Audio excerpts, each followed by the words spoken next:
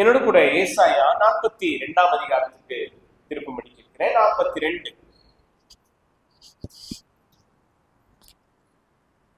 ஏசாயா 42.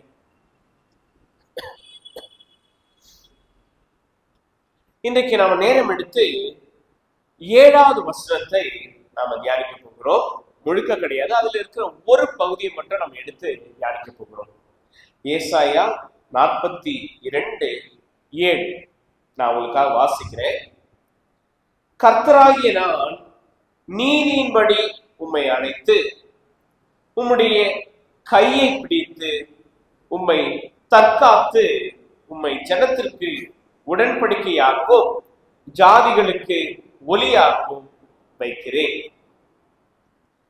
இன்றைக்கு நாம் நேரம் எடுத்து இந்த ஒரு வசனத்திலிருந்து ஒரு பகுதியை மட்டும்தான் நாம் படிக்க போகிறோம்.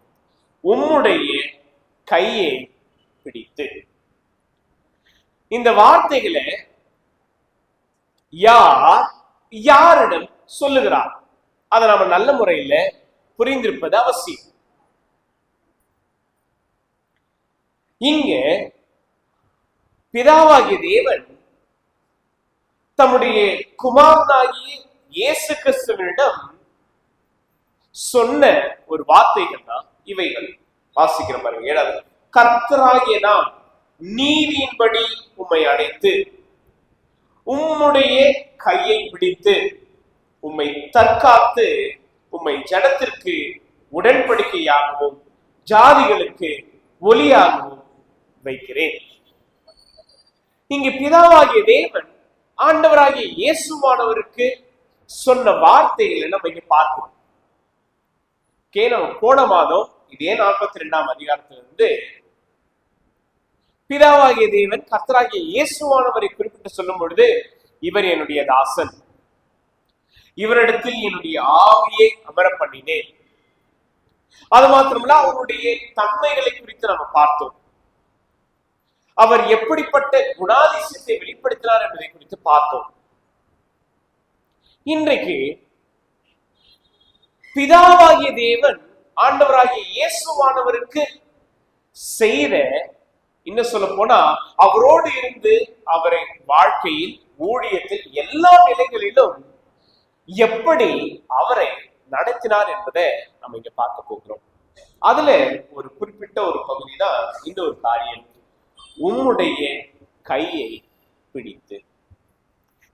கையை பிடித்து அப்படின்னும் பொழுது இன்றைக்கு அது நம்ம எல்லாருக்குமே ஒரு எளிமையான ஒரு செயல்பாடாக இருக்கிறது. ஓகே, இன்னைக்கு பாத்தீங்கன்னா பெற்றோர்கள் தங்களுடைய பிள்ளைகளை அவங்களுடைய கைகளை பிடித்து, கரங்களை பிடித்துதான் என்ன பண்ணுவாங்க, கூட்டிட்டு போவாங்க. அதே சமயத்துல நிச்சயதார்த்தம் இல்ல திருமணம் என்று சொல்லும் பொழுது பெண்ணுடைய பெற்றோர் மணமகன் அவனுடைய பெற்றோர் சேர்ந்து வந்து என்ன பண்ணுவாங்கன்னா இருவருடைய கையை இணைத்து கொடுப்பார்கள். எதற்கு? ஒரு ஒப்பந்தத்திற்கு, ஒரு ஒற்றுமைக்கு, இவர்கள் திருமண பந்தத்தில் இணைந்திருக்கும்படி. திருமணமான ஒரு சில மாதங்கள்ல கணவன் மனைவி ரொம்ப அந்யோன்யமா கை கோர்த்துட்டு தான் போவாங்க. அது 1 மாசம் இருக்கும், 2 மாசம் இருக்கும், 3 மாசம் இருக்கும், 4 மாசத்துக்கு அப்புறம் ஃபர்ஸ்ட் எல்லா விரலும் கோர்த்திருக்கும், அப்புறம் 2 விரல் மட்டும் இருக்கும், 3 விரல், 2 விரல், அப்புறம் 1 விரல், அப்புறம் கொஞ்சம் தள்ளி நட. இன்னும் ஒரு 2 வருஷம் போன பிற்பாடு நீ கொஞ்சம் முன்னாடி போ. இன்னும் ஒரு 5-6 வருஷம் கழிச்சு நீ போ, நான் அப்புறமா வரேன். அதுக்கப்புறம் நீ எங்க போ, நான் எங்க போறேன், உனக்கு எனக்கு சம்பந்தம் இல்லை. இன்றைக்கு உறவு என்று சொல்லும் பொழுது, பார்க்கும் பொழுது ரொம்ப ரொம்ப நெருக்கமா கையை பிடிச்சிக்கிட்டாங்கன்னா அவங்க ரொம்ப அந்யோன்யமான ஒரு உறவுல இருக்காங்கன்னு அர்த்தம். அப்படியா? இல்ல. ஒரு சில பேர் சொல்லுவாங்க, ஏங்க ரொம்ப நெருக்கமா கை பிடிச்சிருக்கீங்க, இல்லைன்னா என்னை விட்டு ஓடி போயிடுவாங்க. இந்த மாதிரி சூழ்நிலைகளும் இருக்கு. ஆனா இங்க பிதாவாகிய தேவன் ஆண்டவராகிய இயேசுவானவரை எதற்கு கையை பிடிக்கணும்? ஏன் இந்த ஒரு காரியத்தை குறிப்பிட்டு விளக்கப்படுத்தணும். இதை குறித்துதான் இன்னைக்கு நம்ம சற்று நேரம் எடுத்து தியானிக்க போகிறோம். ஓகே, இங்க ஆண்டவராகிய இயேசுவானவர் எல்லாவற்றையும் பிதாவினுடைய அனுமதியின்படி, பிதாவினுடைய சித்தத்தின்படி, பிதாவினுடைய தீர்மானத்தின்படி நடத்துகிறார். அது வாழ்க்கையாக இருந்தாலும் சரி, ஊழியமாக இருந்தாலும் சரி, எந்த ஒரு செயல்பாடுகள் இருந்தாலும் சரி, பிதாவானவருடைய சித்தத்தின்படி, விருப்பத்தின்படி தான் செயல்படுகிறது. இங்க ஒரு காரியத்தை நம்ம கவனித்து பார்க்கிறோம். இந்த வார்த்தையோடு நாம இன்னொரு வார்த்தையை நம்ம கவனிக்கணும். 7வது வசனத்தில் வாசிக்கிறோம், உம்மை தற்காத்து. கையை பிடிப்பதற்கான ஒரு மிக முக்கியமான அவசியமான ஒரு காரியம் என்ன அப்படின்னு பாத்தீங்கன்னா, அதுதான் அவர்களுக்கு எந்த ஒரு பாதிப்பும் நேரிடாதபடி அவர்களை பாதுகாப்பது. இத பிதாவாகிய தேவன் ஆண்டவராகிய இயேசுவானவருக்கு தம்முடைய செயலையும் தம்முடைய பங்கையும் இங்க வெளிப்படுத்துகிறார். நான் உன் கையை மட்டும் பிடிக்க மாட்டேன், நான் உன்னை பாதுகாப்பேன். எதுக்காக சொல்லணும்? ஏன் இதை சொல்லணும்? அதுவும் பிரத்யேகமா பிதாவாகிய தேவன் ஏசாயா தீர்க்கதரிசியிடம் இந்த ஒரு வார்த்தைகளை வெளிப்படுத்துகிறார். ஆண்டவர் அதுவும் பிரத்யேகமா தேவனாகிய கர்த்தர் இப்படிப்பட்ட ஒரு செயலை தம்முடைய ஜனமாகிய இஸ்ரவேலுக்காக செய்தார். வாசிக்கிறோம் பாருங்களேன், ஏசாயா 41ஆம் அதிகாரம் 8வது வசனத்திலிருந்து படிக்கிறோம். இப்ப இதை நம்ம 2 பகுதிகளையும் நம்ம ஒப்பிட்டு பார்க்க போகிறோம். ஏசாயா 41ஆம் அதிகாரம் 8வது வசனம் வாசிக்கிறோம். என் தாசனாகிய இஸ்ரவேலே. இதேதான் 42ஆம் அதிகாரத்துல பிதாவாகிய தேவன் கர்த்தராகிய இயேசுவை குறித்து சொல்லியிருப்பார், நான் ஆதரிக்கிற என் தாசன். அடுத்தது நான் 8வது வசனத்துல படிக்கிறோம், 41:8. நான் தெரிந்து கொண்ட யாக்கோபே, என் சிநேகிதனான ஆபிரகாமின் சந்ததியே. 9வது வசனம், நான் பூமியின் கடையாந்திரங்களில் இருந்து உன்னை எடுத்து அதன் எல்லைகளில் இருந்து அழைத்து வந்து, நீ என் தாசன், நான் உன்னை தெரிந்து கொண்டேன், நான் உன்னை வெறுத்து விடவில்லை என்று சொன்னேன். 10வது வசனம், நீ பயப்படாதே, நான் உன்னுடனே இருக்கிறேன், திகையாதே, நான் உன் தேவன், நான் உன்னை பலப்படுத்தி உனக்கு சகாயம் பண்ணுவேன், என் நீதியின் வலக்கரத்தினால் உன்னை தாங்குவேன். இங்க பிதாவாகிய தேவன் இந்த இஸ்ரவேல் ஜனங்களை எப்படி தன்னுடைய தாசன் என்று சொல்கிறார், நான் தெரிந்து கொண்ட ஜனம் என்று சொல்கிறார். அது மாத்திரமல்ல, நான் உங்களை அழைத்து உங்களை பாதுகாப்பேன், நீங்க பயப்படாதீங்க, என்னுடைய வலது கரத்தினால் நான் உன்னை என்ன பண்ணுவேன், தாங்குவேன் என்று சொல்லுகிறார். இஸ்ரவேல் ஜனங்கள் இந்த பூமியில பாத்தீங்கன்னா மிகவும் ஒரு குறுகிய மக்கள். அவங்க அந்த அளவுக்கு ரொம்ப பிரசித்தி பெற்றவர்கள் கிடையாது. உபாகமம் 6ஆம் அதிகாரம் 7ஆம் அதிகாரத்துல நம்ம படிக்கிறோம், ரொம்ப குறைவான ஒரு கூட்டத்தார். ஆனா ஆண்டவர் அவர்களை நோக்கி பார்த்தார், அவர்களை நேசித்தார், அவர்களை பாதுகாத்தார், அவர்களுக்காக எல்லாவற்றையும் செய்தார். இன்னும் சொல்ல போனா, நான் உங்களை தாங்குவேன் என்றும் சொல்லுகிறார். ஓகே, இதை நம்ம இன்னும் ரொம்ப ஸ்பெசிபிக்கா படிக்கிறோம் அப்படின்னா, ஓசியா 11ஆம் அதிகாரத்துல ரொம்ப அற்புதமான ஒரு வார்த்தை. ஓசியா 11ஆம் அதிகாரம், பழைய ஏற்பாட்டுல பக்கம் 1057. ஓசியா 11ஆம் அதிகாரம் 3வது வசனம்.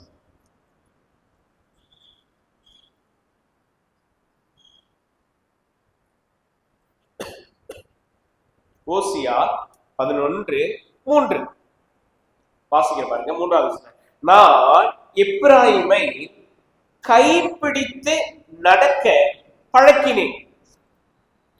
சோ குழந்தையாக இருக்கும் பொழுது இஸ்ரவேல் கீழே விழக்கூடாது, தடுமாறி போகக்கூடாது, வேற வழியா நடக்கக்கூடாது அப்படின்ட்டு ஆண்டவர் தம்முடைய கரத்தை என்ன பண்றாருன்னா அவர்களுடைய கரத்தோடு பிடித்து நடக்க கற்றுக் கொடுத்தார். சோ இங்க எல்லா விதத்திலும் பிதாவாகிய தேவன் இஸ்ரவேல் ஜனங்களை தம்முடைய சொந்த கரம் கொண்டு நடத்தினார். பிரச்சனை என்னன்னா இந்த ஜனங்கள் ஆண்டவருடைய கரத்தை மீறி என்ன சொல்ல போனா பிடிக்காதீங்க, போதும், நான் எனக்கு நடக்க தெரியும், எனக்கு ஓட தெரியும் அப்படின்ட்டு ஆண்டவரை விட்டு ஓடி போனார். இது நம்மளுடைய அனுதின வாழ்க்கையில நம்ம பார்க்கணும். நம்ம பிள்ளைகள் ஆரம்பத்துல இருக்கும்போது கையை பிடிச்சிட்டு வரணும், ஓகே, ஆசைப்படுவாங்க. வளர வளர வளர வளர என்ன ஆகும்? ஐயோ, அப்பா கை பிடிக்கணுமா, அம்மா கை பிடிக்கணுமா, அவங்க இன்னொருத்தர் கையை பிடிக்கணும்னு தான் ஆசைப்படுவாங்க. அதுவும் கொஞ்ச நாளைக்கு, அதுக்கப்புறம் அதுவும் போயிடும். Back to the basis. So இன்றைக்கு எல்லாருடைய மனநிலையும் நாம ஒருத்தவங்க நம்ம கையை பிடிச்சாலே ஏதோ நம்ம ஒரு கட்டுப்பாட்டுல இருக்கிறோம் அப்படின்னு நினைக்கிறோம். அது அப்படி இல்லை. இந்த இஸ்ரவேல் ஜனங்கள் நினைத்ததெல்லாம் அப்படிதான். ஆண்டவர் ஏதோ எங்களை பிடிச்சு எங்களை ரொம்ப ஆதிக்கம் பண்றாரு, எங்களை ரொம்ப கட்டுப்படுத்துறாரு. இல்ல, இந்த ஜனங்களை பாதுகாக்கும்படி நடத்தும்படி ஆண்டவர் எல்லா முயற்சியும் எடுக்கிறாரு. ஆனா இந்த இஸ்ரவேல் ஜனங்கள் மீறி செயல்படுகிறார். பாருங்களேன், இங்க வாசிக்கிறோம். இங்க ஓசியா 11 நம்ம படிக்கிறோம். நான் எப்பிராயீமை கைப்பிடித்து நடக்க பழக்கினேன், ஆனாலும் நான் தங்களை குணமாக்குகிறவர் என்று அறியாமல் போனார். ஆண்டவர் தான் இவர்களை பிடித்து நடத்துகிறார், இவர்களை குணமாக்குகிறார், இவர்களுக்கு எல்லா விதமான காரியம் செய்கிறார். ஆனா நான் தான்றத அவங்க புரிஞ்சுக்கல, நான் தான்றத அவங்க உணர்ந்து பார்க்கல. இங்க இஸ்ரவேல் ஜனத்தினுடைய அவல நிலையை நம்ம பார்க்கிறோம். இவர்கள் கர்த்தரை அறிந்திருந்தும் கர்த்தருடைய வார்த்தைகளை கேட்டிருந்தோம் அவங்க என்ன பண்ணாங்க? கர்த்தருடைய கரத்தை விட்டு விட்டு மீறி நடந்தார்கள். இந்த இஸ்ரவேல் ஜனங்கள் தோற்று போனார்கள். இந்த இஸ்ரவேல் ஜனங்கள் தங்களுடைய வாழ்க்கையில கர்த்தரை அதிகமாக தேடவில்லை, வழிமாறி போனார்கள். இப்ப இவர்களுக்கு முன் உதாரணமாக சாட்சியாக ஆண்டவராகிய இயேசுவானவரை பிதாவாகிய தேவன் பிரதிபலித்து காட்டுகிறார். இதோ உங்களை போலதான் நானும் என்னுடைய குமாரனை தாசன் என்று சொல்லுகிறேன். உங்களை நான் தெரிந்து கொண்டது போல இதோ என் குமாரனையும் நான் தெரிந்து கொண்டேன். உங்களுக்கு நான் எப்படி உங்களுடைய கைகளை பிடித்து நான் உங்களை நடத்தினேனோ அதே போலதான் இதோ நான் செய்யறேன். ஏன் இதை செய்யணும்? எதுக்காக செய்யணும்? இங்க வாசிக்கிறோம். ஏசாயா 42ஆம் அதிகாரம்.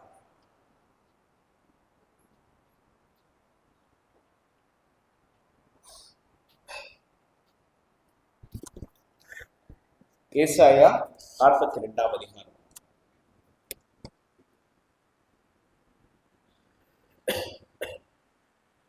ஏழாவது வசனத்தை வாசிக்கிறோம். கர்த்தராகிய நான் நீதியின்படி உம்மை அழைத்து உம்முடைய கையை பிடித்து உம்மை தற்காத்து. இங்க ஆண்டவர் இஸ்ரவேல் ஜனத்தினுடைய கையை பிடித்ததற்கும் கர்த்தராகிய இயேசுவானுடைய கைகளை பிடித்ததற்குமான ஒரே நோக்கம், குறிக்கோள் என்ன அப்படின்னா அவருடைய வல்லமையையும் அவருடைய மகத்துவத்தையும் அறிந்து கொள்வதற்காக இதை செய்கிறார். பாருங்களேன், இதை நம்ம எங்க வாசிக்கிறோம்? ஏசாயா 42ஆம் அதிகாரத்தில் நம்ம வாசிக்கிறோம். 5வது வசனத்திலிருந்து வானங்களை சிருஷ்டித்து அவைகளை விரித்து பூமியையும் அதில் உள்ள உற்பத்தியாகிறவைகளையும் பரப்பினவரும் அதில் இருக்கிற ஜடத்துக்கு சுவாசத்தையும் அதில் நடமாடுகிறவர்களுக்கு ஆவியையும் கொடுக்கிறவருமான கர்த்தராகிய தேவன் சொல்லுகிறதாவது. இங்க இந்த அளவுக்கு ஆண்டவரை குறித்து டிஸ்கிரைப் பண்ண வேண்டிய அவசியம் என்னன்னு பாத்தீங்கன்னா, அவர் வல்லமை உள்ளவர். வாசிக்கிறோம், வானங்களை சிருஷ்டித்து அவர்தான் உண்டாக்கினார், அவைகளை விரித்து பூமியையும் அதிலே உற்பத்தி ஆக்கிறவைகளையும் பரப்பினவரும், அதாவது பூமியில் உள்ள விளைய செய்தது. அடுத்தது அதில் இருக்கிற ஜடத்துக்கு சுவாசத்தையும் நடமாடுகிறவர்களுக்கு ஆவியையும் கொடுக்கிறார். சோ இங்க பிதாவாகிய தேவன் கையை பிடிக்கிறார் என்றால் அதனுடைய உள்ளான நோக்கம் தான் எவ்வளவு வல்லமை உள்ளவர் என்பதை காண்பிக்கிறார். அந்த வல்லமையினால் நான் உன்னை பாதுகாப்பேன் என்று சொல்கிறார். அந்த வல்லமையினால் உன்னை எல்லா விதமான தீங்கிலிருந்து விலக்கி காப்பேன் என்று சொல்கிறார். பாருங்களேன், ஏசாயா 41 வாசிக்கிறோம். 41:10 ஆண்டவர் சொல்லுகிறார், நீ பயப்படாதே, நான் உன்னுடனே இருக்கிறேன், திகையாதே, நான் உன் தேவன். இது ஆண்டவர் எத்தனை முறை இஸ்ரவேல் ஜனங்களுக்கு சொல்லியிருப்பார். இன்னும் சொல்ல போனா தனிப்பட்ட மனிதர்களுக்கும் சொல்லியிருக்கிறார். உதாரணத்துக்கு பாத்தீங்கன்னா ஆபிரகாமுக்கு சொன்னார், நீ பயப்படாத, நான் சர்வ வல்லமை உள்ள தேவன். யாக்கோபின் இடத்திலும் அதான் சொல்றார், உன்னுடைய சகோதரனை பார்த்து பயப்படாத, நான் உன்னோட இருந்து நீ இந்த தேசத்துக்கு திரும்பி வர வரைக்கும் நான் உன்னை பாதுகாப்பேன். அதே போல மோசேக்கு ஆண்டவர் கொடுத்த வார்த்தை இருந்தான், நான் உன்னோடு இருந்து நான் பேசுவேன், உன்னோடு இருந்து நான் செயல்படுவேன். யோசுவாவுக்கும் அதே வார்த்தைகள் சொன்னார், பயப்படாத, கலங்காத, திகையாதே, திடமனதாயிரு, நான் உன்னோடு இருந்து உன்னை நடத்துவேன். ஆண்டவர் தனிப்பட்ட முறையில ஒவ்வொரு நபர்களுக்கும் இந்த வார்த்தையை சொன்னார். அதே சமயத்துல இஸ்ரவேல் ஜனங்களுக்கும் இந்த வார்த்தை கொடுக்கப்பட்டது. ஒவ்வொரு முறையும் பெலிஸ்தியர்கள், ஒவ்வொரு முறையும் அம்மோனியர்கள், ஒவ்வொரு முறையும் மற்ற எதிரி நாடுகள் இஸ்ரவேலுக்கு விரோதமா வரும்போது பயந்து போவாங்க. என்ன நடக்கும்? நம்ம தோத்து போயிடுவோமா? நம்ம வீழ்ந்து போயிடுவோமா? ஆண்டவர் கொடுத்த வார்த்தை, நீ பயப்படாது, நீ திகையாது. இன்றைக்கு வாழ்க்கை சூழ்நிலைகள்ல நாம பயம் என்பது எல்லா விதத்திலும் நம்மை ஆட்கொள்ளுகிறது. இந்த பயம் நம்மை பல விதத்தில் பலவீனப்படுத்துகிறது.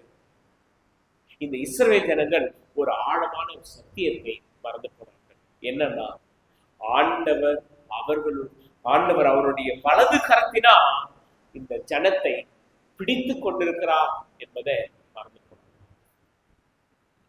இப்போ இத திரும்பவும் இவர்களுடைய ஞாபகத்துக்கு கொண்டு வரும்படி, திரும்பவும் இவர்கள் இதை சிந்தித்து பார்க்கும்படி ஆண்டவராகிய இயேசுவானவரை குறித்து சொல்லும் பொழுது இதே வார்த்தையில சொல்லுங்க, உம்முடைய கையை பிடித்து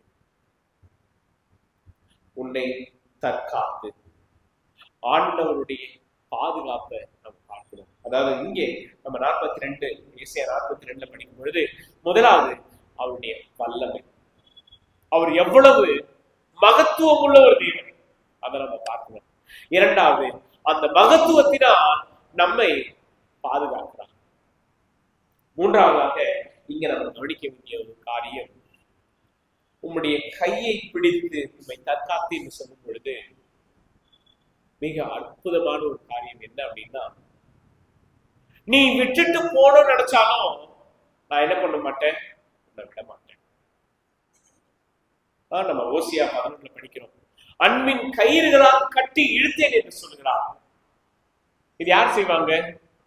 அந்த காலத்துல பெற்றோர்கள், ஓகே, கணவன் வேலைக்கு போயிட்டாங்கன்னா மனைவி வீட்டு வேலையை செய்யும்போது குழந்தைய என்ன பண்ணுவாங்கன்னா அவங்களுடைய அண்ணா கயிறு, குழந்தையோட அண்ணா கயிறுல என்ன பண்ணுவாங்க, ஒரு கயிறு கட்டி ஜன்னல் ஓட்டுல கட்டி இருப்பாங்க. எத்தனை பேர் கட்டி இருக்காங்க? இது நடந்திருக்கும். எதுக்கு? நம்ம கட்டுப்பாட்டிலேயே இருக்கணும், எந்த ஒரு ஆபத்து வரக்கூடாது, அவங்க நம்ம கண்காணிப்புல இருக்கும் பொழுது நம்ம அவங்க பார்த்துக்கணும். ஏன் இதை செய்யும்? பாதுகாப்பு கிடையாது, இல்ல அடக்கணுன்றதுக்காக கிடையாது. ஒரு காரியம் நம்முடைய கண்காணிப்பிலே இருக்கணும், நம்ம கண்ணு முன்னாடியே இருக்கணும். இன்னும் சொல்ல போனா ஆண்டவர் தம்முடைய கவனத்தை, தம்முடைய நோக்கத்தை நம்மீது வைத்திருக்கிறார். கையை பிடிச்சிருக்கிறார்னா மிகுந்த கவனத்தோடு, மிகுந்த கரிசனையோடு, மிகுந்த ஆர்வத்தோடு கையை பிடிச்சிருக்கிறார். நான் உனக்கு பிடிச்சிருப்பேன், உனக்கு ஒண்ணே இல்லை. இந்த இஸ்ரவேல் ஜனங்கள் ஒவ்வொரு முறையும் தங்களுக்கு ஆபத்து, பிரச்சனை, சூழ்நிலைகள் நேரிடும் பொழுது இந்த ஒரு சத்தியத்தை மறந்து போனாங்க. ஆண்டவர் மறுபடியும் இந்த ஒரு ஆழமான ஒரு காரியத்தை தம்முடைய குமாரனாகிய இயேசு கிறிஸ்துவின் மூலமா ஆரம்பிக்கிறார். பாருங்களேன், நம்ம புதிய ஏற்பாட்டுல நம்ம படிக்கணும். மத்தேயு, மார்க்கு, லூக்கா, யோவான், இந்த சுவிசேஷ புத்தகங்கள்ல ஆண்டவராகிய இயேசுவானவருக்கு எதிராக அநேகர் வாக்குவாதம் பண்ணாங்க, அவரை கொலை செய்யணும்னு வந்தாங்க, அவரை பிடிக்கணும்னு நினைச்சாங்க. ஒவ்வொரு முறையும் அவன் இது போல ஒரு செயலை செய்யும் பொழுது இயேசுவானவர் அவர்களுடைய அந்த திட்டத்திலிருந்து, அவங்களுடைய சூழ்ச்சியிலிருந்து விடுவிக்கப்படுவார். எப்படி அது? ஏசாயா 42:7, ஆண்டவருடைய கரம் அவரை பிடித்து கொண்டது, ஆண்டவருடைய கரம் அவரை பாதுகாத்தது, ஆண்டவருடைய கரம் அவர் மீது கண்ணும் கருத்துமாய் இருந்தது. அவங்க எதிர் பேசினாலும் ஆண்டவராகிய இயேசுவானவரை பிடிக்க முடியல, மேற்கொள்ள முடியல. ஏன்னா பிதாவானவர் அவருடைய கரத்தை பற்றி கொண்டு, பிடித்து கொண்டு இன்றைக்கு நம்முடைய வாழ்க்கை சூழ்நிலையில நாம எதிர்பாராத சூழ்நிலைகள், எதிர்பாராத நிலைகளை நாம மாட்டி இருப்போம். அதுலயும் நாம தடுமாறும் பொழுது ஒரு சில நேரங்கள்ல பயம் வரும், ஒரு சில நேரங்கள்ல மனசஞ்சலங்கள் ஏற்படும். ஒரு சில நேரத்துல என்னடா ஆண்டவர் நம்மளை இந்த ஒரு சூழ்நிலையில விட்டுட்டாரே. இல்லை, இந்த சூழ்நிலையை கடந்து வரும் பொழுது நாம கவனிக்க வேண்டிய மிக முக்கியமான ஒரு காரியம், என்னுடைய வலது கரத்தை ஆண்டவர் பிடித்துக் கொண்டிருக்கிறார். இந்த ஒரு காரியத்தை அனுமதிக்கிறார்னா இதுல இருந்து நான் ஒரு பாடத்தை கற்றுக்கொள்ளணும். இதுல இருந்து நான் ஆண்டவர் எனக்கு துணையாக இருக்கிறார் என்பதை அறிந்து கொள்ளணும், உணர்ந்து பார்க்கணும். பயப்பட வேண்டிய ஒரு அவசியம் கிடையாது, மனம் கலங்க வேண்டிய ஒரு அவசியம் கிடையாது. கர்த்தர் என்னுடைய கரத்தை பிடித்துக் கொண்டிருக்கிறார். ஓகே, நான் இதை செக் பண்ண. ஓகே, கைகளை, ஓகே, இரு கரங்களை பிடித்துக் கொள்வதனுடைய நோக்கம் என்ன? ஒரு சில டிக்ஷனரியில என்ன எக்ஸ்பிளைன் பண்றாங்க அப்படின்னா, அது அவங்களுடைய ஆதிக்கத்தை வெளிப்படுத்துகிறது. ஒரு சில எக்ஸ்பிளனேஷன் என்ன கொடுக்குறாங்கன்னா உறவை வெளிப்படுத்துகிறது. அதே சமயத்துல அவங்களுடைய பாதுகாப்பை வெளிப்படுத்துகிறது. இதெல்லாம் உண்டு. ஓகேவா? இதெல்லாம் இருக்குன்னா எல்லாத்துக்கும் மேல மிக அற்புதமான ஒரு காரியம்னா, உன்னுடைய கரத்தை பிடித்துக் கொண்டிருக்கிறேன் என்றால் ஆண்டவர் அந்த நபருக்கு, அது யாரா இருந்தாலும் சரி, அது இஸ்ரவேல் ஜனங்களா இருந்தாலும் சரி, அது ஆண்டவராக இயேசு கிறிஸ்துவானா இருந்தாலும் சரி, விசுவாசிக்கிற நாம இருந்தாலும் சரி, நமக்கு தயையை வெளிப்படுத்துகிறார். இது நம்ம எங்க படிக்கிறோம் பாருங்க, லூக்கா 1ஆம் அதிகாரம்.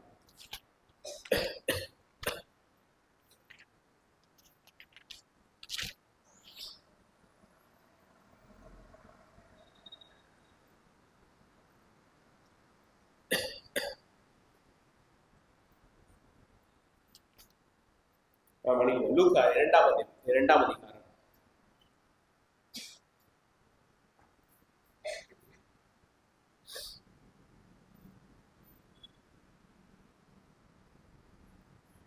14வது வசனம்.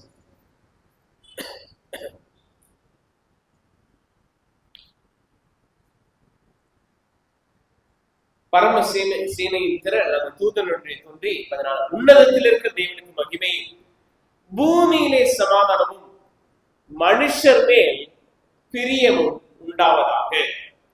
ஆங்கிலத்தில் இதை படிக்கும்போது ஃபேவர் அப்படின்னு நம்ம படிப்போம். ஒரு உன்னதமான தேவன் ஒரு எளிமையான ஒரு மனிதனுடைய கரத்தை பிடிக்கிறார் என்றால் அது ஆண்டவர் காண்பிக்கிற இரக்கம்.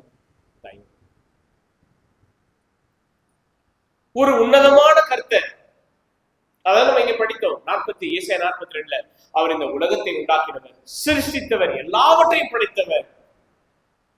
இன்றைக்கு நம்மோடு இருந்து தம்முடைய வலது கரத்தினால் நம்மை பிடிக்கிறார் என்று சொன்னால் அவர் நம் மீது எவ்வளவு தயவை வெளிப்படுத்துகிறார், எவ்வளவு இரக்கத்தை காண்பிக்கிறார். இன்றைக்கும் இந்த ஒரு காரியத்தை தான் நாம திருச்சபை குடும்பமாக நினைத்து பார்க்க வேண்டியது. ஆண்டவர் இஸ்ரவேல் ஜனங்களுக்கு இதை வாக்கு தத்தமாக, வாக்குறுதியாக கொடுத்தார். நான் உன்னுடைய வலது கரத்திலான உன்னை தாங்குவேன், உன்னை பாதுகாப்பேன், உன்னை நடத்துவேன். ஆண்டவராகிய இயேசுவானவருக்கும் அந்த வாக்கு தத்தத்தை கொடுத்தார். உன் கையை பிடித்து உன்னை தற்காத்து. இதே வார்த்தையதான் நமக்கும் ஆண்டவர் வாக்கு தத்தமாக இந்த ஆண்டை நாம நிறைவு செய்ய போகிறோம். ஒரு சில வாரங்கள் கொஞ்சம் திரும்பி பாருங்க. ஆண்டவர் நம்முடைய வாழ்க்கையில நாம் கடந்து வந்த ஒவ்வொரு சூழ்நிலைகளிலும், அது ஏற்றமாக இருந்தாலும் சரி, இரக்கமாக இருந்தாலும் சரி, பலவிதமான இழப்புகளாக இருந்தாலும் சரி, பலவிதமான பலவீனங்களாக இருந்தாலும் சரி, பலவித சோர்வுகள், பலவித களைப்பு, பலவித தோல்விகள் எதுவா இருந்தாலும் சரி, ஆண்டவர் அவருடைய வலது கரத்தினால நம்மை பிடித்திருக்கிறார், நம்மை நடத்தி இருக்கிறார், நம்மை பாதுகாத்திருக்கிறார். நமக்கு ஏற்ற சமயத்தில் அவருடைய தயவையும் அவருடைய இரக்கத்தையும் காண்பித்திருக்கிறார். இதை நாம நிச்சயமா உணர்ந்து பார்ப்பது அவசியம். இதை நம்ம எந்த ஒரு சூழ்நிலையிலும் மறுக்கவே முடியாது. ஆண்டவருடைய கரத்தின் பாதுகாப்பு இல்லை என்றால் நம்ம இன்னைக்கு இங்க இல்லை. நம்ம சற்று செய்திகள்லாம் நம்ம பார்த்தோம். இஸ்ரேல், அதுக்கப்புறம் சிரியா, லெபனான், இதற்கிடையே நடந்த சண்டை, எத்தனை பேர் இறந்து போனாங்க. அதே சமயத்துல என்ன ரஷ்யா, உக்ரைன், அதுல எத்தனை பேர் இறந்து போனாங்க. ஒன்னும் இல்ல, ரொம்ப ரீசெண்டா இந்த புயல் ஸ்ரீலங்கால எத்தனை ஜனங்கள் பாதிக்கப்பட்டாங்க, எத்தனை பேர் இறந்து போனாங்க. இது எல்லாவற்றையும் பார்க்கும் பொழுது ஆண்டவர் இன்றைக்கு நம்மை ஜீவன் உள்ளவர்களாக வைத்திருக்கிறார் என்றால் உண்மையிலேயே அவருக்கு பாதுகாப்பு. நாங்க ஒருத்தவங்க கிட்ட பேசும்போது இந்த கோவிட் சிச்சுவேஷனை பத்தி சொல்லிட்டு இருந்தாங்க. ரொம்ப இளம் வயது கோவிட்னால பாதிக்கப்பட்டு இறந்துட்டாங்க. ஒருத்தவங்களுக்கு சும்மா மைல்டு சிம்டம்ஸ் தான் இருந்தது, ஆனா அவங்க ஜஸ்ட் லைக் தட் ஒரு சில மணி நேரங்கள்ல இறந்துட்டாங்க. சம்டைம்ஸ் நாம திரும்பி பார்க்கறது கிடையாது. இங்க இஸ்ரவேல் ஜனங்கள் தாங்கள் செய்த உன்னதமான ஒரு பெரிய ஒரு பிரச்சனை, பாவம் என்ன அப்படின்னா, கர்த்தர் செய்த செயலை நினைச்சு பார்க்கல.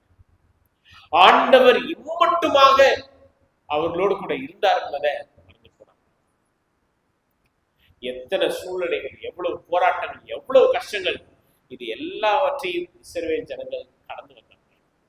ஒரே ஒரு காரணம், கர்த்தர் தமது வலது கரத்தினால இந்த ஜனத்தை பாதுகாக்கிறார்.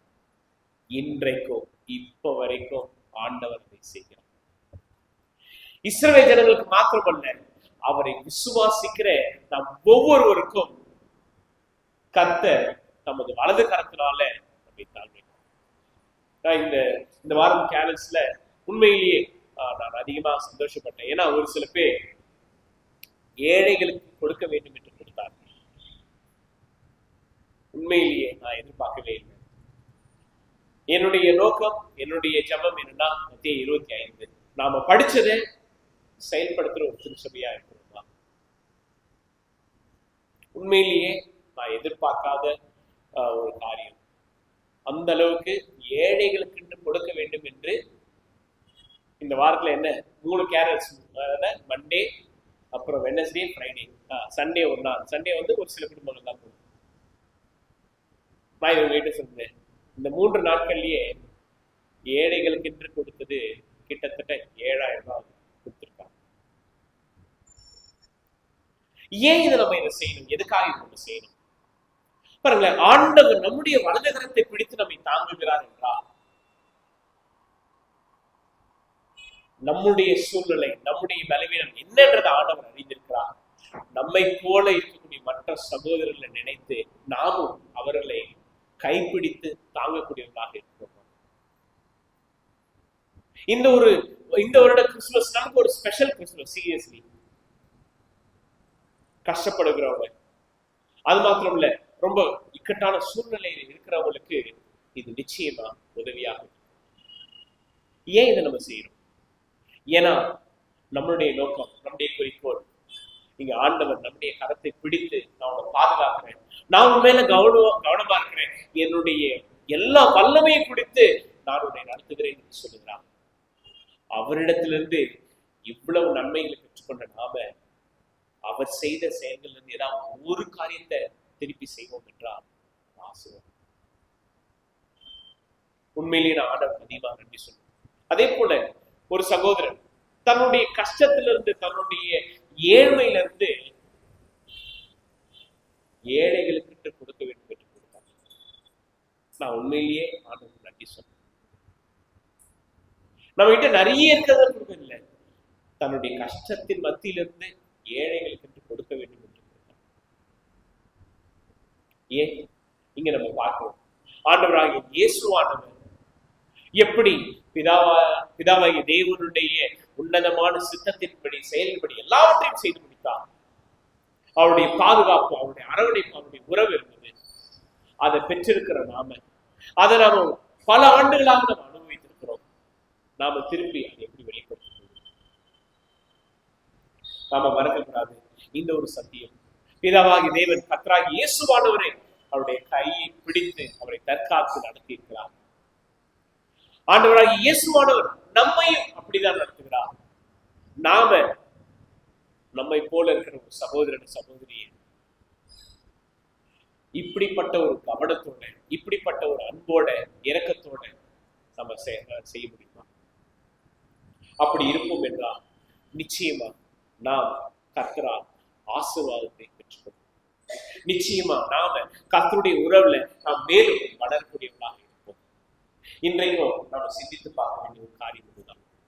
நம்ம வாழ்க்கை சூழ்நிலைகள் எதுவாக இருந்தாலும், எவ்வளவு கஷ்டத்தை நீங்க கடந்து வந்தாலும், ஆண்டவர் கொடுத்த இந்த வாக்கு தத்துவத்தை, வாக்குறுதியை மறந்துடாதீங்க. இஸ்ரவேல் ஜனங்கள் மறந்து போனாங்க. நாம மறக்கிறவர்களா இருப்போம் என்றால் நாமும் நன்மைகளை இழக்கக்கூடியவர்களா இருப்போம். எங்க 41, ஏசாயா 41:10, நீ பயப்படாதே, நான் உன்னோட இருக்கிறேன், திகையாதே, நான் உன் தேவன், நான் உன்னை பலப்படுத்தி உனக்கு சகாயம் பண்ணுவேன், என் நீதியின் வலக்கரத்தினால் உன்னை தாங்குவேன். இந்த ஆண்டை நாம எப்படி நிறைவு செய்ய போகிறோம்? பல சூழ்நிலைகள்ல நீங்க சோர்ந்து போயிருக்கலாம், பலவீனப்பட்டு போயிருக்கலாம். ஆண்டவர் சொல்லுகிறார், நான் உன்னை பலப்படுத்துவேன், உனக்கு சகாயம் பண்ணுவேன், என்னுடைய வலது கரத்தினாலே தாங்குவேன். இந்த வார்த்தைகளை ஆண்டவர் நமக்கும் சொல்லுகிறார், வாக்குறுதியாக சொல்லுகிறார். நீ பயப்படாத. எந்த சூழ்நிலையா இருந்தாலும், என்ன கஷ்டமா இருந்தாலும், எவ்வளவு மன உளைச்சலா இருந்தாலும், எவ்வளவு வேதனையா இருந்தாலும், நாம கையை பிடிச்சு, நாம தளர்ந்த நிலையில, சோர்ந்து போன நிலையில, பலவீனப்பட்ட நிலையில ஒருத்தர் கையை பிடிக்கிறாங்கன்னா நமக்கு ஒரு நம்பிக்கை. நான் தனியா இல்லை, என் கூட ஆண்டவர் இன்றைக்கும் அப்படிப்பட்ட ஒரு நம்பிக்கையை கொடுப்பதற்காக தான் கையை பிடிக்கிறார். நிச்சயமா நம்ம வாழ்க்கை சூழ்நிலைகள்ல நம்மை ஊக்குவிக்கும்படி, பலப்படுத்தும்படி, நம்பிக்கையை வெளிச்சமாக கொடுக்கும்படி நம்ம கருத்து பிடிக்கிறார். அதை நம்ம மறந்துட்டோம், அதை நம்ம உணர்ந்து பார்க்கணும். அண்ட் அப்கோர்ஸ் இதை நம்ம திருப்பி எப்படி நம்ம செய்ய முடியும்? கண்டிப்பா 2 காரியம். ஒன்று, கர்த்தரை சந்தோஷமாய் ஆராதிப்பது. 2வது, நாம இந்த ஆண்டு செய்கிற ஒரு காரியம், ஏழைகளை நினைப்பது. வாழ்க்கையில திக்கற்றவர்களை, வாழ்க்கையில் ரொம்ப மோசமான சூழ்நிலை இருக்கிறோம், பலவீனப்பட்டிருக்கிறவர்களை, எளியவர்களை நினைத்து ஆண்டவர் நமக்கு கொடுத்த அந்த நம்பிக்கையை அவர்களுடைய உள்ளத்தில் விதைக்க முடியாத அந்த ஒரு சந்தோஷத்தை, நம்பிக்கையை நாம செய்வோம். இதை நாம செய்வோம் என்றால் இந்த ஆண்டு நமக்கு அர்த்தமுள்ள ஒரு கிறிஸ்துமஸ் ஆண்டாக இருக்கும். அப்படி இல்லைன்னா மற்ற ஆண்டுகளை போல நாமும் ஓகே சேம் கிறிஸ்துமஸ் கொண்டாடுறோம், சாப்பிட்றோம், ஐக்கியப்படுறோம், அது இல்லை.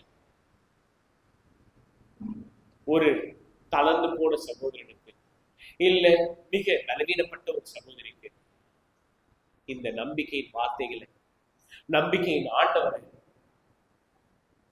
இந்த ரட்சிப்பின் வார்த்தைகள் மூலமாக நம்ம அறிவிக்க முடியுமா? கண்டிப்பா. அது நம்மளுடைய கவனமாக, குறிக்கோளாக இருக்கும். கர்த்தர் நமக்காக செய்த செயல்கள் ஏராளம்.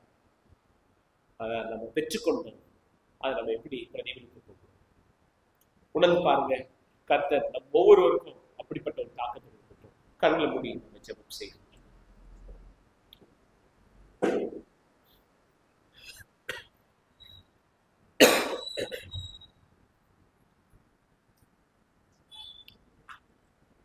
எங்க கிருபையில நல்ல ஆண்டவரே, இரக்கமுள்ள எங்கள் பரலோக தகப்பனே, நமக்கு அதிகமாக நன்றி சொல்லுவோம். இன்றைக்கும் நாங்கள் கேட்ட உம்முடைய வேத வார்த்தைகளுக்காக நன்றி சொல்லுவோம்ப்பா. ஆண்டவரே, இம்மட்டுமாக நீர் எங்களை உம்முடைய வலது கரம் கொண்டு எங்களை தாங்கினதுக்காக நன்றி அப்பா. ஆண்டவரை திக்கற்றவர்களாய் எங்களுடைய வாழ்க்கை சூழ்நிலையில தனிமையாக இருக்கும் பொழுது, யாருமே இல்லை, எல்லாரும் எங்களை கைவிட்டாங்க, எங்களுடைய நிலை அற்பமானது என்று நினைக்கும் பொழுதெல்லாம் ஆண்டவரே உங்களுடைய வார்த்தை எங்களை கேட்டுகிறது. நான் உன்னோடு கூட இருக்கிறேன், என் வலது கரத்தினால் உன்னை தாங்குவேன் என்று சொல்லியிருக்கிறேன். கர்த்தாவே, உம்முடைய வாக்குறுதி, உம்முடைய வாக்கு தத்தம் எங்களுடைய வாழ்க்கையில் வல்லமை மாத்திரமல்ல, நீர் எங்கள் மீது எவ்வளவு நோக்கமா இருக்கிறீர், எங்களுக்கு நம்பிக்கையை கொடுக்கும்படி எங்களை அனுதினமும் நீர் ஊக்குவிக்கிறேன், எங்களை உற்சாகப்படுத்துகிறேன், எங்களை உயிர்ப்பிக்கிறேன். அதுக்காக நன்றி சொல்லுங்கப்பா. ஆண்டவரே, இதை நாங்கள் பெற்றுக்கொண்ட இந்த ஆசீர்வாதம், இந்த நன்மை இந்த ஆண்டிலே குறிப்பாக இதை பெற்றுக்கொள்ளாதவர்களுக்கு, ஆண்டவரே ஏழ்மையான நிலையில் இருப்பவர்களுக்கு இந்த நம்பிக்கையின் வார்த்தைகளை, இந்த நம்பிக்கையின் செயலை நாங்கள் செய்யும்படி, திருச்சபையாக நாங்கள் சேர்ந்து செயல்படும்படியான மனதையும் ஆவியும் இது நாங்கள் இப்பொழுதும் உம்முடைய உன்னதமான ஐக்கியத்தில் ஆண்டவராக இயேசுவானவர் எங்களுக்காக ஏற்படுத்தும் இந்த உடன்படிக்கையில் பங்கு பெற இருக்கிறோம். எங்களை ஆயுதப்படுத்துங்க. இயேசு கிறிஸ்து மூலம் ஜெபிக்கிறோம். நல்ல பிதாவே.